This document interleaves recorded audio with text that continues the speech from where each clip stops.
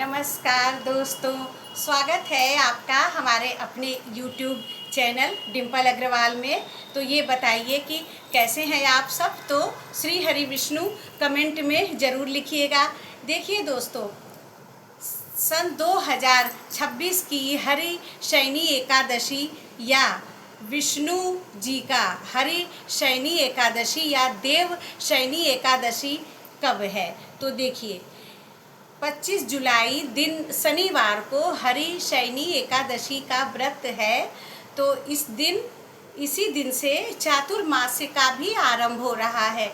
देखिए, ये हरि शयनी एकादशी 24 जुलाई को सुबह 9:12 पर लग रही है, जिस समय सूर्य उदित हो चुके होंगे और दसवीं तिथि रहेगी। तो ये है कि उदया तिथि में जो तिथि होता है उसी के अनुसार व्रत रहते हैं। तो उदया तिथि हमको नहीं मिल रही है, उस दसवीं तिथि में ही एकादशी लग रही है 24 जुलाई को सुबह 9:12 पर। ठीक है, तो फिर हमको कभी भी दसवीं युक्त एकादशी का व्रत नहीं करना चाहिए। जो अगले दिन 25 जुलाई को सुबह 11:34 तक एकादशी तिथि रहेगी, तो उस दिन हमको उदया तिथि के अनुसार एकादशी का व्रत हमको 25 जुलाई को रखना है, दिन शनिवार को। उसी दिन से दोस्तों चातुर्मास्य का आरंभ हो जाता है।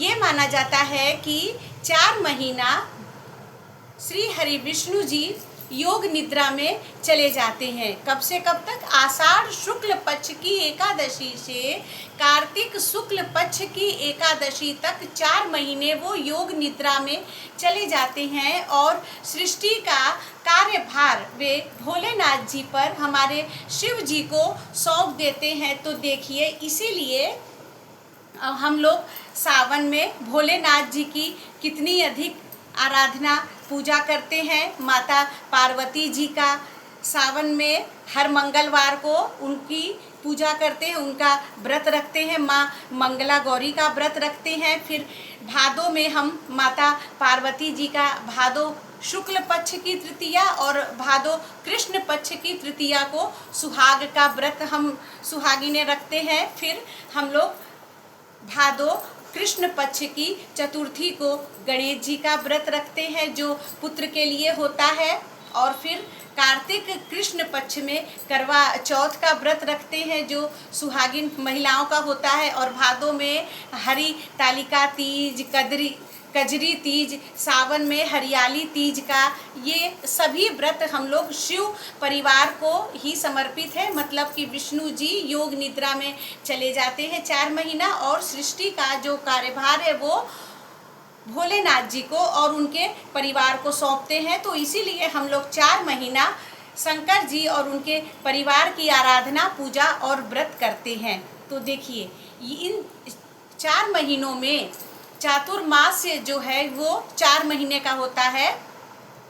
आषाढ़, आधा आषाढ़ से आधा कार्तिक तक का, जो कि कार्तिक शुक्ल पक्ष की एकादशी को श्री हरि विष्णु जी को जगाया जाता है। उसी को हम लोग देव उठनी एकादशी या प्रबोधिनी एकादशी के नाम से जानते हैं। और उस दिन से दोस्तों सारे शुभ मांगलिक कार्य शुरू हो जाते हैं। इन 4 महीनों में हमें सभी मांगलिक कार्य जैसे कि शादी विवाह, सगाई, मुंडन, व्यापार, नया आविष्कार, कोई नया दुकान खोलना, व्यापार, ये सभी काम रुक जाते हैं और सभी शुभ कार्य रुक जाते हैं। और इन 4 महीनों में हमें भोलेनाथ जी की अधिक से अधिक आराधना करनी चाहिए। तो देखिए, चातुर्मास से ये हो गया।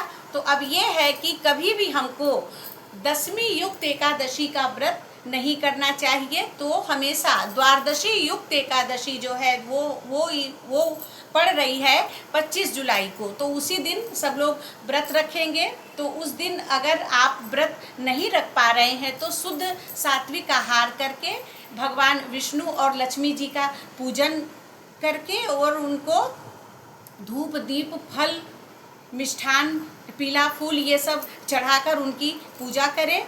ये भी कर सकते हैं। बहुत लोग देखिए निराजल भी रहते हैं, वो तो अपनी सामर्थ्य पर है, निराजल भी रह सकते हैं, फलाहार भी ले सकते हैं। और जिन लोगों को फल, जल, दूध, अगर कोई दवा आप ले रहे हैं तो उसका भी वो भी आप ले सकते हैं, फलाहार रह करके वो भी आप ले सकते हैं। देखिए बहुत सी सुहागिन महिलाओं का या महिलाओं में आमतौर पर ये धारणा है कि एकादशी का व्रत सुहागिन औरतों को नहीं करना चाहिए। देखिए ये बिल्कुल गलत बात है। ये एकादशी का व्रत पंच महाव्रतों में से एक व्रत है, तो ये बहुत ही पुण्यदायी है। ये सभी लोग, स्त्री, पुरुष, कन्या, सभी लोग कर सकते हैं। जिनकी अपनी सामर्थ्य है, जो कर सकते हैं, सभी लोग इसका व्रत कर सकते हैं। फलाहार भी रह सकते हैं। इस दिन चावल, अन्न का त्याग, चावल का त्याग, प्याज लहसुन का त्याग और चोरी, निंदा, चुगली ये सब नहीं करनी चाहिए। इस दिन आप भगवान विष्णु और लक्ष्मी जी का पूजन करें। उनको फल, मिष्ठान, पीले रंग के फूल, मिष्ठान, चना की दाल, गुड़, पीली मिठाई, पीला फल ये समर्पित करें। और उनके भोग में हमेशा तुलसी दल जरूर अर्पित करें।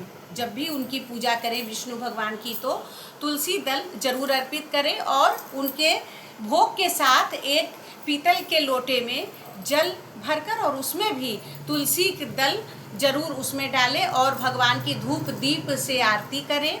और उनका केसर और हल्दी का उनको तिलक लगाएं और विष्णु सहस्त्र नाम का पाठ करें तो अति उत्तम है। विष्णु चालीसा का भी पाठ भी कर सकते हैं, लक्ष्मी जी का भी आप स्तोत्र भी पढ़ सकते हैं, श्री सूक्त भी पढ़ सकते हैं।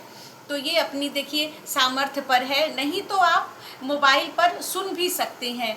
तो जितनी अधिक आपसे हो सके, आपको दिन भर न किसी दूसरे की न चुगली, न निंदा, न क्रोध नहीं करना है, ईर्ष्या नहीं करनी है, भगवान का नाम लेना है। और अगर हो सके तो विष्णु सहस्त्र नाम का पाठ आप करें। देखिए इस दिन हमको शाम को तुलसी जी का विधि विधान से पूजन करना है। उनके आगे घी का दीपक जलाइए, उनको श्रृंगार की सामग्री अर्पित करिए, चूड़ी, सिंदूर, बिंदी का पत्ता, फूल, चुनरी, लाल रंग की चुनरी तुलसी माँ को ओढ़ाइए। तो इससे भगवान विष्णु जी बहुत प्रसन्न होंगे और विष्णु जी की कृपा आप पर बनी रहेगी। सुहागिन महिलाओं को तो शाम को तुलसी जी का विशेष पूजन और दीपदान अवश्य करना चाहिए। इस दिन शाम को आप पूजा घर में अपने घी का दीपक जलाइए, ईशान कोण में जलाइए, रसोई घर में जलाइए। और दीपक को कभी भी जमीन में मत रखिए, उसको चावल की ढेरी पर या फूलों का आसन दे करके दीपक को आप रखिए। ये हो गया।